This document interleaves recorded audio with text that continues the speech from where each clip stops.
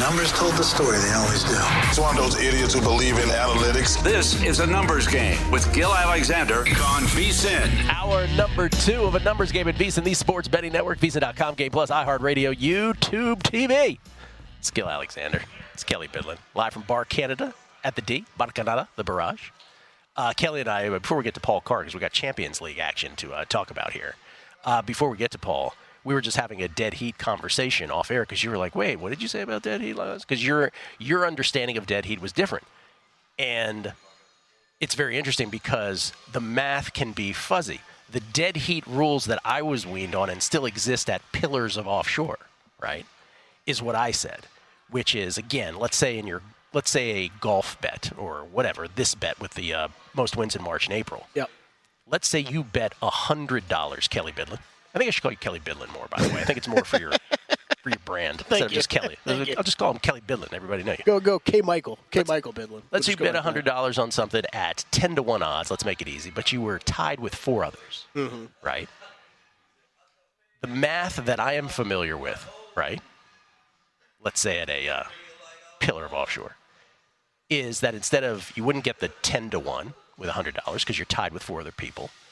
It would be divided by, so it would be your stake plus your winnings, so 1,100, then divided by 5, because that's how many, that was the 5-way tie, minus, on top of that, your original stake of 100. So it is a brutal mathematical thing. Yeah. You were saying what you thought it was, and maybe you're right at some legal shops. I mean, right? I know it's at some shops. Yeah, at some shops. It's where I've bet golf. It's where just your original stake is divided initially by whatever member, however many people they tie with, and then you apply the odds. Right? Yeah. No, the one that I with gets the extra little oomph at the end. Yeah, there's just using your basic example. There's not that big of a difference there, but the subtraction of the stake in as a whole, it does make it more punitive. It all sucks. It does. It all sucks. It all sucks. And then we should point out, like a shop like MGM, which you make some of your golf bets at. This does not apply to the baseball, MLB bet. Yeah. But to your golf bet, they do not have dead heat. They pay you out. Yeah, no matter what. Right. Isn't it worth it for you in golf to move some of your traffic over there? I think for a lot of people, there's a number and odds, the odds that make it worth it to bet with the dead heat. But man, for your mental sanity, just take it out of the picture. That's what I do. I'll bet at shops that ties pay it full for golf. And let me just say this. So yesterday, by the way, I said something nice about MGM. Let me say something that isn't so nice. Is that yesterday I went to bet the exacta. They put up the exactas in the NBA, and in this year of chalk, in this year of UConn and South Carolina and Scotty Scheffler and Nelly Korda and you name whoever else.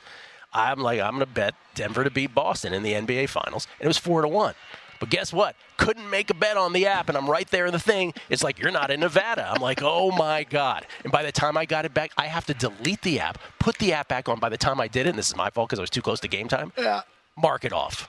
Market was off the board, so this morning I made the same bet, but not at 4-1, at plus 375. Nuggets to beat the Celtics in the NBA Finals. Still trying to get my cash out of MGM, so it's okay. I understand. Okay. The new rules have us all confused. Good and a little bad. Ladies and gentlemen, he comes to us from the heartland, Topeka, Kansas. The Expected Value Podcast. He is the host of that and, of course, works at True Media Networks. He's Paul Carr, everybody. C-A-R-R on the Twitter machine, courtesy of the Progressive Guest Line. How you doing, Paulie? I'm good. It's Champions League semifinals. This is the fun time. This is the fun time of the year for sure. Semifinals: Real Madrid, PSG, Bayern Munich, and Dortmund. What league are Bayern Munich and Dortmund in, Kelley? The Bundesliga. That's correct. Yeah. Yeah. Okay. It's so funny. Just that exchange sent shudders in my spine. Okay. Through my spine, I believe is the correct way to say it. Okay. So let's sort of start with.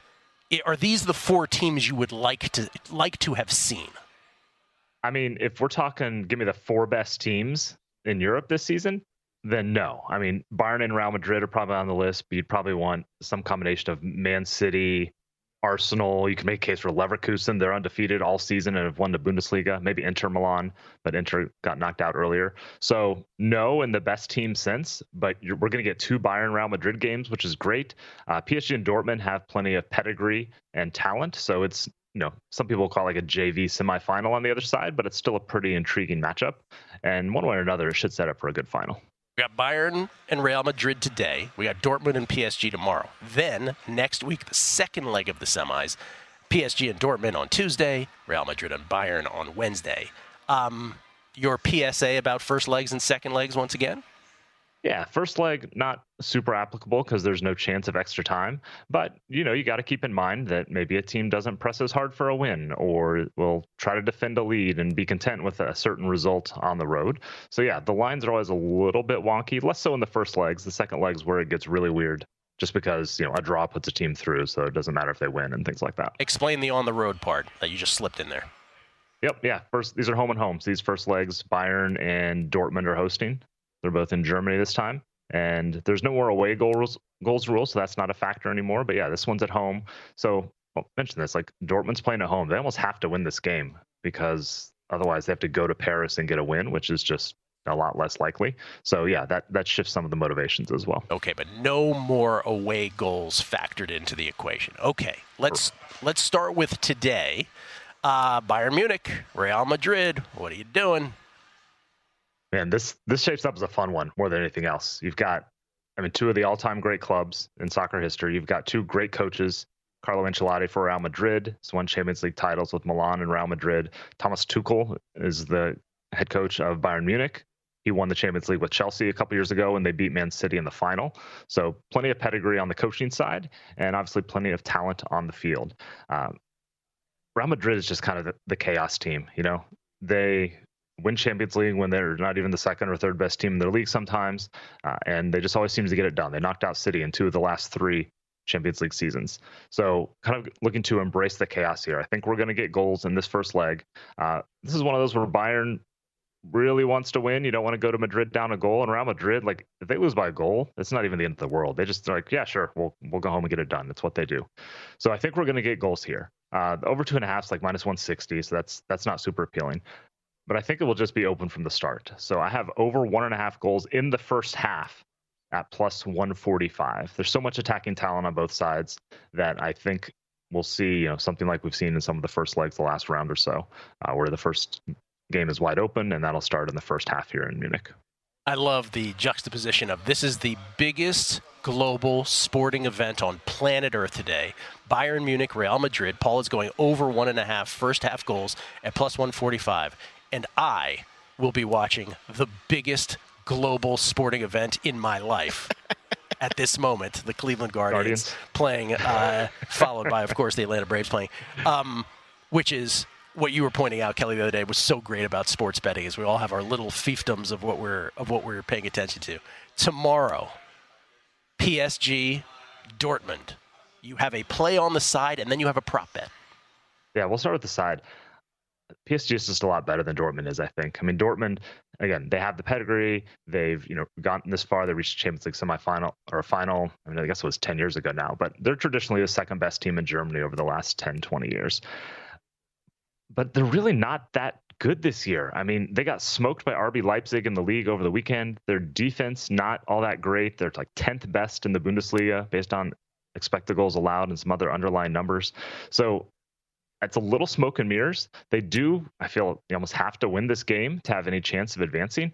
But I think PSG is just a lot better.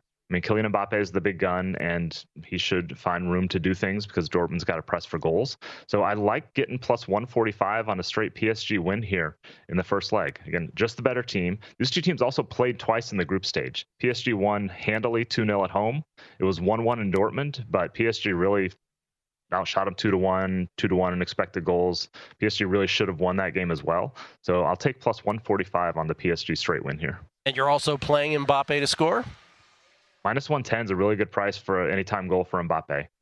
Just the very simple math. He scored in 28 out of 44 games for PSG this season. He takes penalties, so that's obviously a factor. And like I said, Dortmund should push forward because they need to win this game, which opened things up for Mbappe on the counter, where he's the scariest player in the world, and he can make Dortmund pay in ways that Atletico and PSV couldn't do in the previous round. So yeah, -110 in time goal for Mbappe. Wow.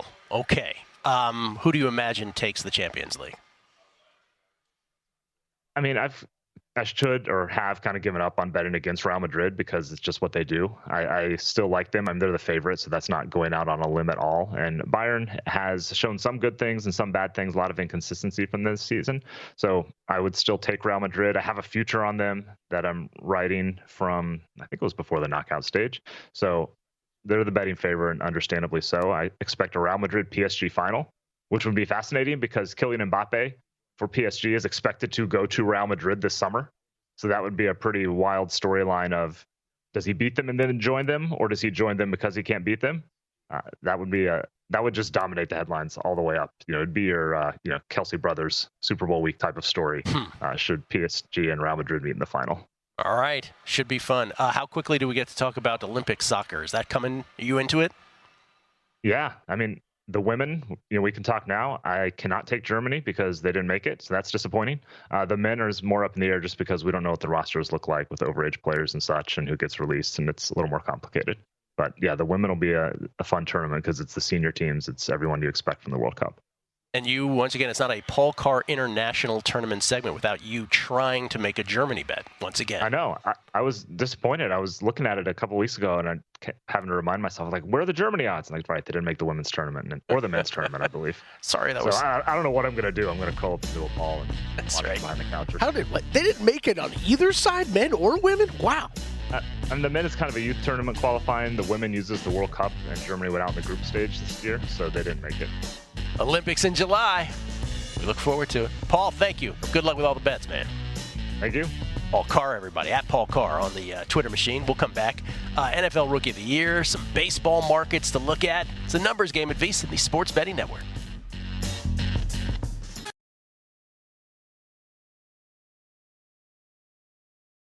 Back on the numbers game. Live at Bar Canada at the D. Gill Alexander, Kelley Bydlon. We get tweets. So many tweets. Appreciate it. Best listeners in the game. At Beating the Book. Larry Fresh. It's a great Twitter name, by the way. Larry Fresh. Whatever the club cocktail is at Bar Canada, I bet it pairs well with a Bob Seger song. That's absolutely right, Larry Fresh. It sure does. I think it's a shot at Crown Royal and what Canadian beer we got back here? Molson? Kelley's Labatt Blue. Legitimately checking out what we had back there. Yeah. Glad there was nobody playing video poker blocking your view. I am less than a stone's throw away from the bar. Ben McGovern. I hit a 60-1 last year on the D-backs to win the NLCS after writing it off when they went down 3-2 in that series. Hoping for your Guardians bet to come back from the dead and win out. Good luck tonight. Well, only back from the dead for one day. They were really in the catbird seat up until yesterday. Brian Schaefer, who, by the way, let me give Brian Schaefer a lot of credit because he was talking about the Phillies in the rear view the whole time. We're only discussing the bets from the Guardians bet perspective. And from the Guardians bet perspective at Circa, the Phillies don't matter. But yes, you're right. The Phillies could win it all too, right? Any of the teams with 19 could win it all if they win and the other teams fail. So you're right. You are just laying out the scenario if someone has a Guardian. That's right. And so I guess what I'm saying is the Braves control the destiny at Circa because they have the fewest losses with 19. The next up is the Guardians with the second fewest losses. That's why the perspective is what it is. Wise Guy Profits. Sorry, Adam Burke, I lied. Maybe the best end to a segment ever, LMAO. What that refers to is this whole time I've been saying out loud, I'm sorry, Adam Burke. He's a huge Cleveland fan, huge Cleveland Guardians fan at every team Cleveland, that I've borrowed his team for a month. And now I'm borrowing it for another month. And again, the Giants are like, where are you? I'm going to guess he's okay with it. I hope so. Jesse Welch. I swear to God, I don't see it on DK. Oh, he says, I swear to God, DK isn't posting this most May wins market until Gilly reveals his pick on air. I don't know. I don't know that they posted one at the beginning of the season, right?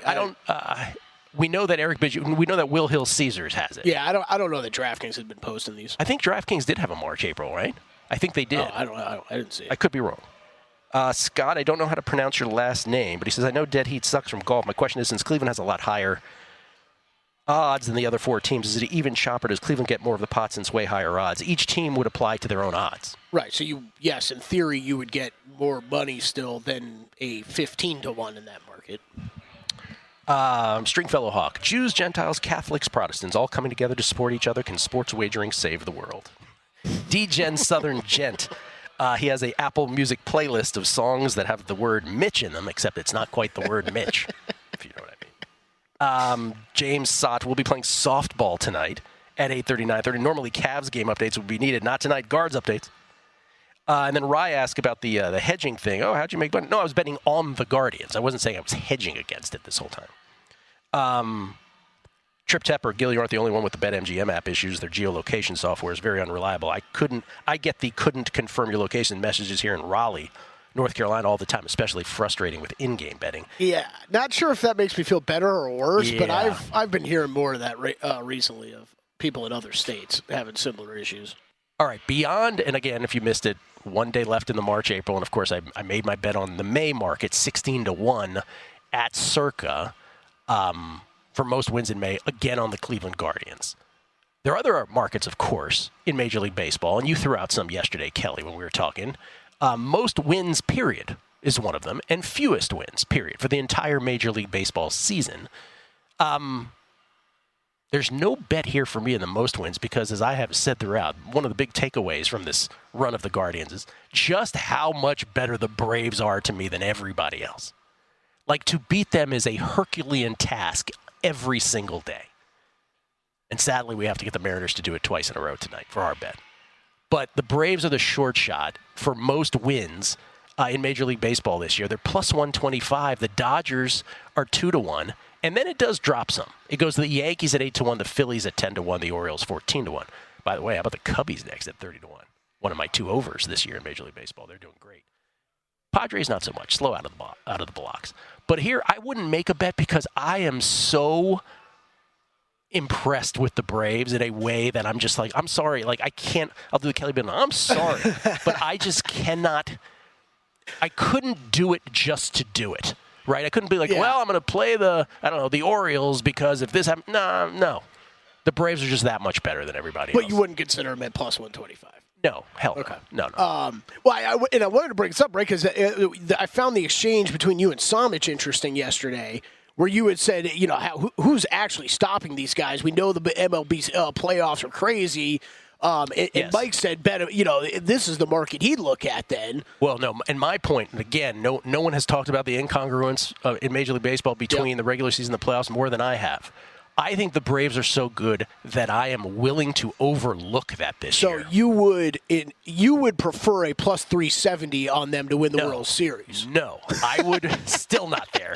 I would prefer a Braves over some team of your choice in the American League exacta. Okay. Hey, this is becoming or a matchup. You don't even have to the year of the exacta bets. You don't have to do the exacta. You can do a matchup. But I think the best way to really try to get something out of the Braves is that way, because everything else at this point is just so ridiculously short. So even winning the World Series is not fun at that number. What you just quoted, right? They are. DraftKings has some of these markets posted of team to record X number of wins. So it's 100-plus wins on the season. They're minus 200. Yeah. That's insane. They're insane, dude. Like, again, last night. Crazy. I know they got, again, Mitch Garver, I love you. Seattle Mariners, I love you for coming through. But that was just another game where you're like, they're going to be no hit here through 6, and they're still going to win.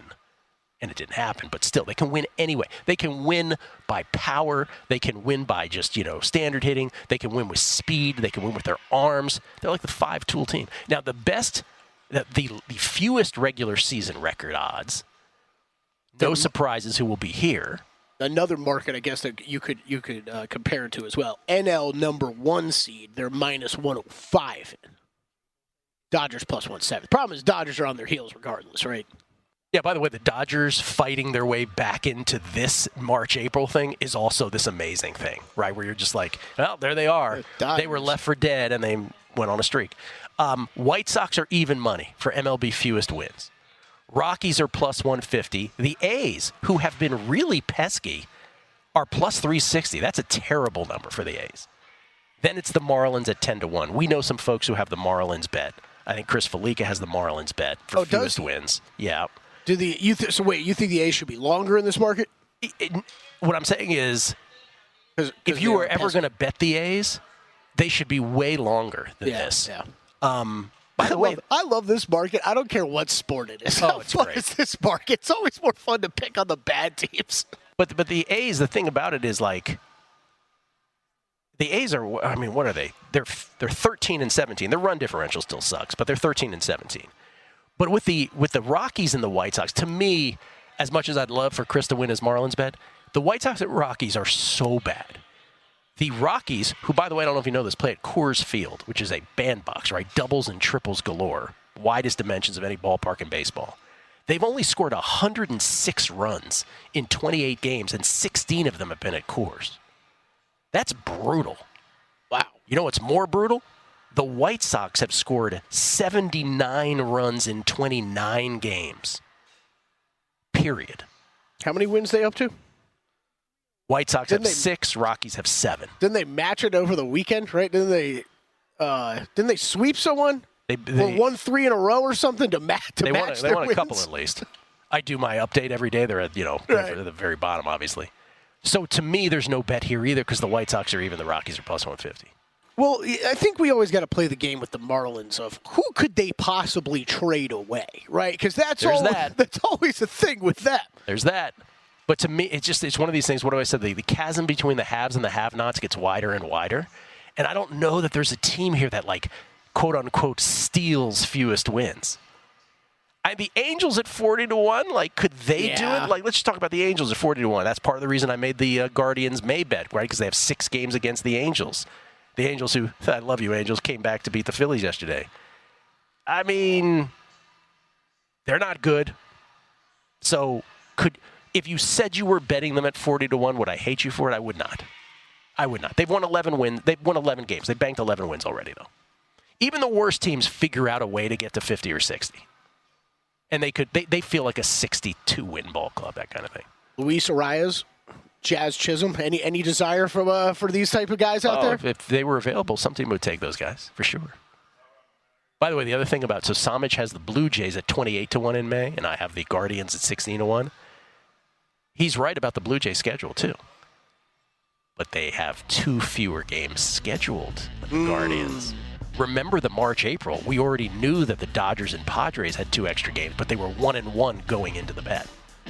But here are the Guardians, like against a team like the Blue Jays. They already have 2 more opportunities. Right. Yeah. Got to factor all that stuff. You got to factor all that stuff in. Not to say that he might not be right. We'll see. We'll come back. Paul Sporer on Major League Baseball. Maybe we'll get him to chime in on these two. Maybe he's like, oh, yeah, Marlins for sure. We'll see. Numbers Game VEASAN, the Sports Betting Network. Kelley Bydlon. That's Bydlon. Trying to big you up, Kelley, for everybody listening out there. Thanks, man. Kelley Bydlon. Appreciate that. Oh, you're very welcome. We get tweets at Beating the Book. This is from, it's just from everybody, man. Everybody's great. Rich PSM. Tomorrow's my birthday, and I've got my 18-1 Guardians dead heat, but I won't celebrate until my leader sees a Mariners W. Hopefully easier than last night and Saturday. Foresight should be rewarded. Go Gill. Michael Burns. What percentage chance you give yourself at winning this bet? Curious. I don't know, Michael. We're a dog. For sure we're a dog. Yeah. I was thinking about the if you had the dead heat, how many teams would you accept? Accept? Yeah, like would you take it now? Would you I do not accept this 4 teams. This 4-team tie. tie. We always do would you take your money now? Like take your money back without the bet? Well, this is why I was asking earlier. What position would you rather be in? I prefer mine. I'd rather be in yours too. But I want everybody to win this. I hope if we can't, I hope the dead heaters get some profit out of it. Man, just let only one team tie it or something like that. It would be okay. Bro, could you imagine if it just broke our way? Paper Mike, DraftKings had a promo. Oh, yeah, so DraftKings did have the March, April. Paper Mike, DraftKings had a promo for the April most wins where they offered you $3 per win back in free bet at the end of it. And I took the Braves 8-1 the day before you posted yours. He has vomit emojis, but hey, Paper Mike, you might win it. Joe Ryan, DK did post. He got the Guardians at 50-1. So did James Sott. He said DK did have it up for the Guards, April bet, 50-1. Yeah, thank you for everybody. By the way, March, April is what it was. Jesse Welch, yes, DK did have most wins by end of April. I have Guardians 50-1 preflop and 18-1 from mid-April. LFG Cleveland Burks. Adam Burke, I love you. Cleve TA, I love you. I love everything about you, Cleveland. Scott Weston, dear Gill Pacino, just when I thought I was out, you pulled back in. Let's go Guardians. And then Chance Copperpot. Yes, they did have that at DK Sportsbook. Most wins March, April. Got it in there before you started talking about this market. So I was very excited that you jumped on board, especially considering you don't bet baseball anymore, Gill. Oh, and then Brad Billups talking about my May bet on the Guardians. He says, why not the Phillies for the May bet? They play Miami, Colorado, and the underachieving Gigantes for 13 of the games. Washington, the Mets as well. Well, I think you answered your own question with that underachieving Gigantes thing. Giants magic. It's coming for you. We'll see. Let's get to April first before we talk May. Ladies and gentlemen, he comes to us from Austin, Texas. You can follow him on Fangraphs, where he does the Sleeper and the Bust podcast and writes in volume for that Bible of baseball sabermetrics. He, of course, can be followed on Twitter at Sporer. He comes to us courtesy of the Progressive Guest Line. It is Paul Sporer wearing his Birds hat. O's, baby. Not an old school. What would you call that? It's because they had I grew up on the friendly Oriole face hats. Those to me are still the best. But I guess they had a similar bird before that. This is the more newfangled bird. I think this is supposed to be a throwback hat. I believe it was from their Mitchell and Ness series that they did. I picked this up in the Washington D.C. airport randomly. Oh, I know. I think I know exactly the stand you're talking about too. Has everything. Yeah. Yeah, it was all. I couldn't believe what they had in the airport, and I was like, must scoop. You're talking National, not Dulles, right? Yeah, I think I know exactly where. All right, Birds. Let's just talk about everything. To win the World Series, because we rarely talk about that, you and I. But right now, is there a team that is not among the usual suspects? And by the usual suspects, let's limit that to Yankees, Dodgers, and Braves. Any team beyond that, including the Birds, including the Orioles, Phillies, Mariners, Rangers, Astros even, because they've gotten off to such a bad start this year. The Twins are surging. The Cubs are looking great. Of course, the Guardians as well. Is there a team out there you'd take a flyer on? I mean, I would take a shot on the O's. I think they're so unbelievably stocked. I mean, they called up Heston Kjerstad this week. They have no room to play him right now. You know, things work themselves out. Doesn't mean they have to trade. You know, we did this all winter with Cincinnati about how they have to trade a bat. They have too many bats.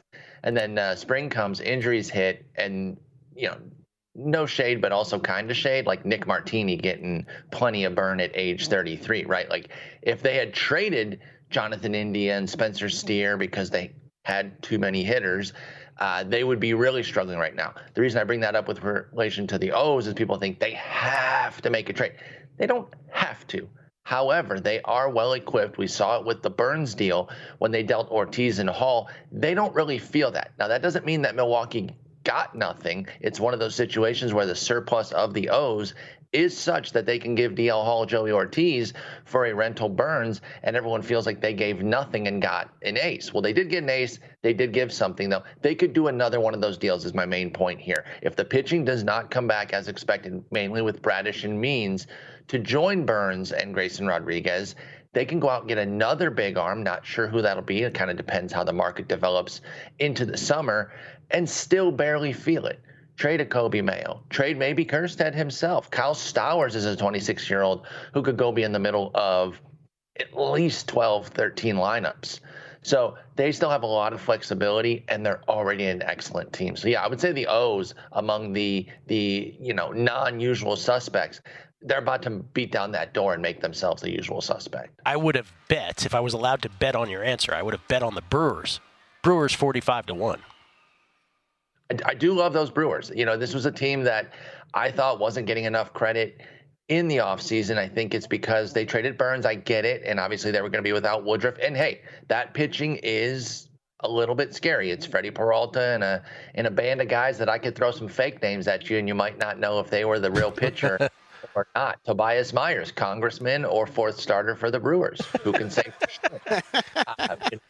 Just never know there. But Colin Ray, Joe Ross, Tobias Myers, Bryce Wilson, solid guys for the back end, but that's the 2 through 5 right there. So that's my issue with that ball club right now. They themselves could go out and make a move. They don't have nearly the depth that the O's do, but they have a good system that they can trade from and go get some pitching if they need to. It was a retool, not a rebuild this year when they moved Burns. I do like that lineup though, and I think that in that Central they're going to be frisky all year. The Brewers, I agree.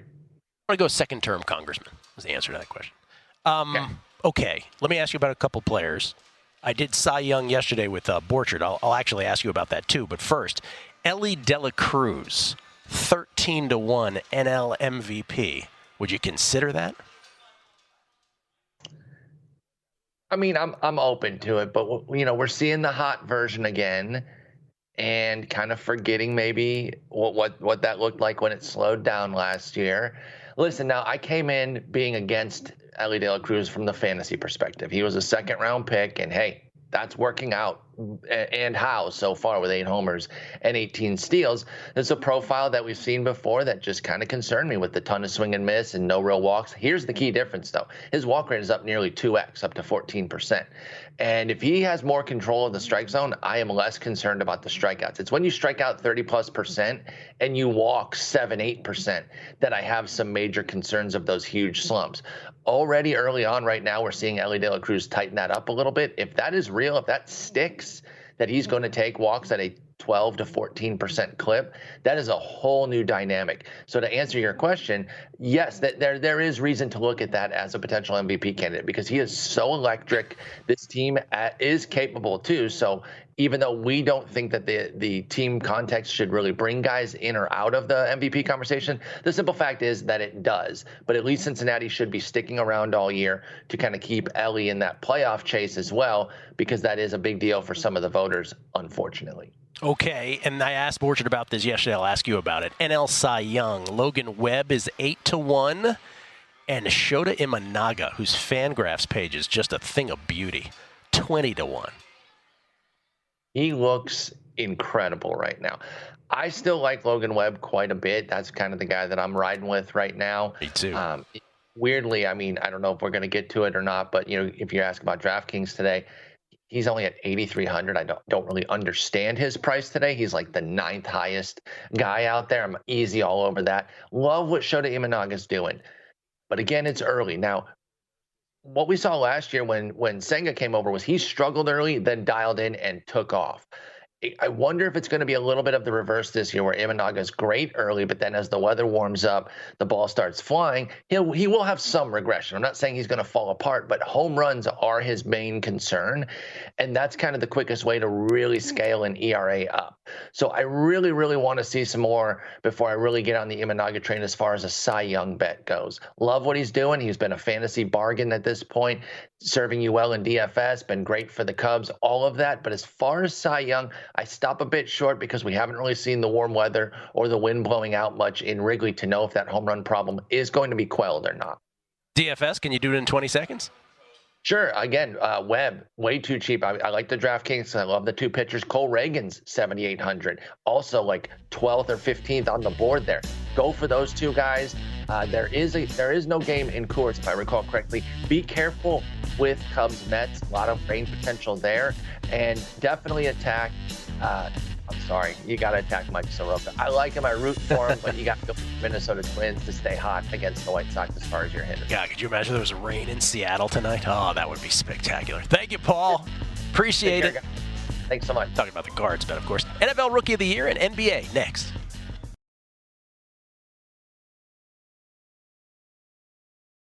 Don't miss out on any of the NBA playoff action at DraftKings Sportsbook, an official sports betting partner of the NBA.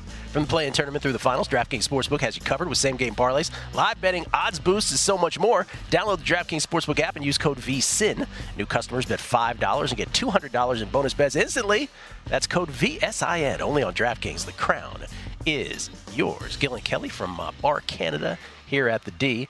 Michael Montesano checking in, letting me know also that I was just sort of instinctively dead on about the A's, as it turns out. He says, per team rankings, projected wins, just one place that projects total wins. Colorado 54.2, The White Sox 54.5. The A's 62 on the button. So Yeah, it's like the 7.5 more. Yeah. Rockies and White Sox are just the worst of the worst. We get tweets from a Brian M. After the German soccer conversation, sending a shiver down your spine, it's ironic that Paul Carr said it would be difficult to go to Paris and get a win since you know history. Too soon, Brian. Too soon. Mr. B. When the Guardians win tonight, if the Mariners take the lead, you can take the Braves plus 1.5 runs on the live line or pregame or adjusted line with heavy juice and guarantee profit or scoop the pot. Good luck.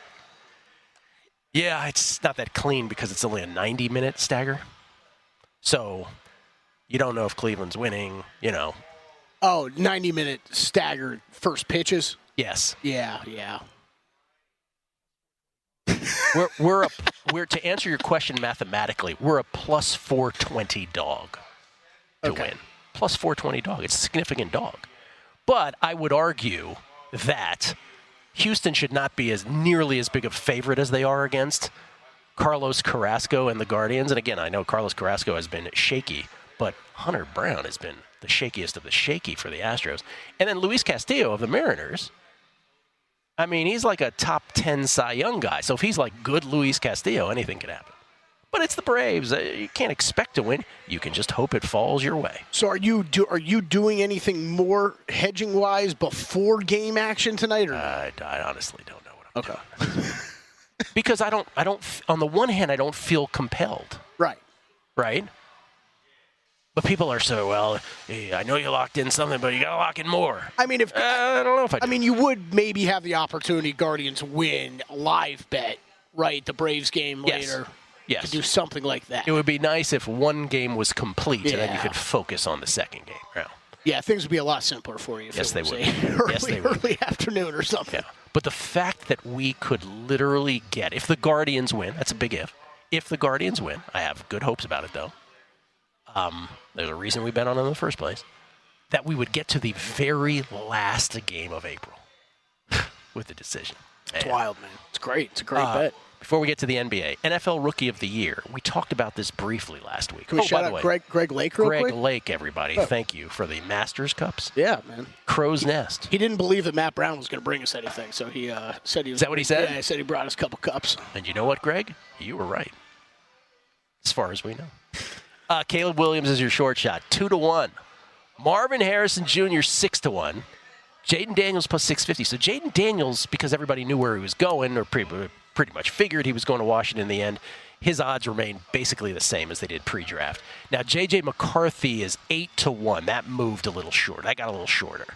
So 3 out of 4 of the top are quarterbacks. Caleb Williams, obviously the number 1 pick, going to a good situation in in Chicago. Got Cleveland on my mind. Chicago with great receivers. Mm-hmm. DJ Moore, Keenan Allen, Roma Dunze. But, you could cross that name off right away. It's too short. No, I'm not even going Caleb Williams. Go Roma Dunze. He's not winning it before Caleb Williams is. Oh, we didn't even get down to the bottom. What you're referring to is Roma Dunze's 22-1. Right. I would agree with you. I hadn't really thought about that before, but, it's... Right. For Roma Dunze to win it, either, God forbid, Caleb Williams would have to get hurt and somebody else would do it, would be a quarterback, or such a ridiculous percentage of Caleb's numbers would be Rome's. Right. And even in that case, they wouldn't give it to Rome. Even in that case. You're right. So he's probably the worst pick on that board in some respects. But Malik Neighbors at 12-1 for the Giants is the 5th shortest shot. Shorter than Drake May with the Patriots at 16-1 because New England's not supposed to be any good. How about Xavier Worthy still sitting there at 16-1? We talked about that. And Bo Nix of the quarterbacks drafted, with apologies to Michael Penix Jr., who is not listed because he won't start. Kirk Cousins will. Bo Nix, 16-1, starting for the Broncos. Penix is still only 40-1, which is shocking. That should be, 200-1, 300, 500-1. How many bad games would it take for Cousins to have before people are like, Penix? Oh, boy. Not many. Not many. Yeah. 3 in a row to start the season? I think that's it. I think that's the answer. This market fascinates me. I've already made 2 bets. I've made 2 bets. Bet worthy Friday on the show. I think I brought it up Friday, but maybe not. Keon Coleman, I bet later at long odds at 50 to 1, 60 to 1. Super excited to play real football next year. He's excited to play real football. Going to Buffalo could be the guy for Josh Allen. I like both of those. And there's still like Jaden Daniels at over 6 to 1, just staring you in the face. Again, homerism, a little bit, right? But that's the best bet to me. I don't just disagree. Because you are a quarterback who will start immediately, so you have the opportunity. The path is right there for you to win Rookie of the Year at good odds. I wanted to jump on Worthy and Coleman before they moved because I had a feeling they'd move at least a little bit. Daniels, I might still add him, Gill, before season starts, but I'm gonna wait for the rest of the shops here in Vegas to open up numbers and actually compare. Like we've got like 2 shops we can compare right now. We get legalized sports betting. Do we have defensive Rookie of the Year too? Yeah, we do. All right, we do. Good luck on Which this. those have shifted. When we first looked at those, I feel like there was a tie at the top. Dallas Turner's moved into the significant favorite. 4 to 1. Did he go 8th, by the way? I'm curious. No, he did not, Gil. Oh, okay. Did something happen at 8 that I should know about? That would have been cool. That would have been cool. Laiatu Latu of the Colts, 7 to 1 is the second shortest shot. Quinion Mitchell of the Eagles, 10 to 1, and then Jared Verse, 11 to 1 with the Rams out of FSU, of course. Chop Robinson, Byron Murphy, Terrion Arnold of the Lions, Cooper DeJean, Nate Wiggins, Kool-Aid. I'm not saying it's going to be one of those 2 names at the top, but it sure feels like there's a lot of defensive backs in here. I have this just sixth sense about Quinion Mitchell. Okay. I just think he is awesome. And I hate to say that because he's an Eagle. But there's no bet for me here to answer your question. And why I brought that up about the DBs is just because I think you automatically look for a pass rusher, right, of who's going to rack up the sacks first to win this. That's more likely than one of these guys. I mean, what do you need for a defensive back to win this award? He's got to end up with 4 interceptions, 5 interceptions, even be in the conversation. Oh, I think wasn't that Reek Woolen, right? Yeah. Just a couple years ago. That's how you end up in the conversation. So you got to try to figure out which one of these DBs is going to end up with that luck. And as soon as Tariq Woolen stopped picking off passes, he faded off the list, right? Yeah. So, I mean, there might be some value in some of the edge rushers, but, yeah, that's the only thing I'd look at. All right, Kelley, let's close how we began with the baloncesto. Let's do it. Very simple game, this baloncesto. You put the ball in the hoop and you score. I don't know if you know that. Tonight. Just do it more times than your opponent. That's right. Triple header. Beginning with the Knicks trying to close out the Sixers at the Garden. 4.5-point favorites, total 203.5. Yeah, this one, complete stay away for me. I think that's what Drew said, too. Knicks, I just don't have them favored at this big of a number. It's a closeout game, though. I get it. I don't know what you're getting with Joel Embiid in the fourth quarter. You're finally getting the Jalen Brunson that I expected in this series. The Sixers should have a difficult time stopping him, and they have the past couple games. I'm not sure it's going to stop tonight. At the same time, though, would we be surprised at all if Joel Embiid had a massive game and this turned around? So this one's a complete stay away. Could be a massive game. Could be his last game as a Sixer. We don't know anything. Then Cleveland and Orlando, Game 5. Series knotted up at 2 apiece. The Cavs 5-point favorites. Now it's ticked up 0.5 point since we started the show. I did it last night. I did it. I laid the 4.5 with Cleveland. And this is the brain dead playoff analysis of, okay, This is what they wanted, Gill. This is what they wanted. They wanted the Orlando Magic this entire time. They tanked for it. Drew's absolutely right. The Donovan Mitchell stuff is concerning, and I think we're going to hear more after this season finally comes out on what he's really been dealing with over the past month, 6 weeks, injury-wise, and trying to come back. He struggled big time in Orlando. I really doubt it. This is a pretty heavy lean to the under, too, for me. I'm not going to play it. I think it's a real hard time imagining Magic replicating what they did on offense in Orlando. Big thing, though, with this series and the Knicks and Sixers, I know you and I were texting about it a bunch. The rebounding's becoming a big thing again. It's just like that Knicks-Cavs series from last year.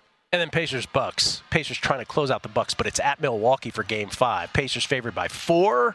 You can't touch this. I can't. I think Drew Didzik put it perfectly. If I had to bet this, it would be the Bucks side because I can't get there on this rating for the Pacers. But oh boy, is it a gamble! Yeah. And the Pacers' defense just isn't good.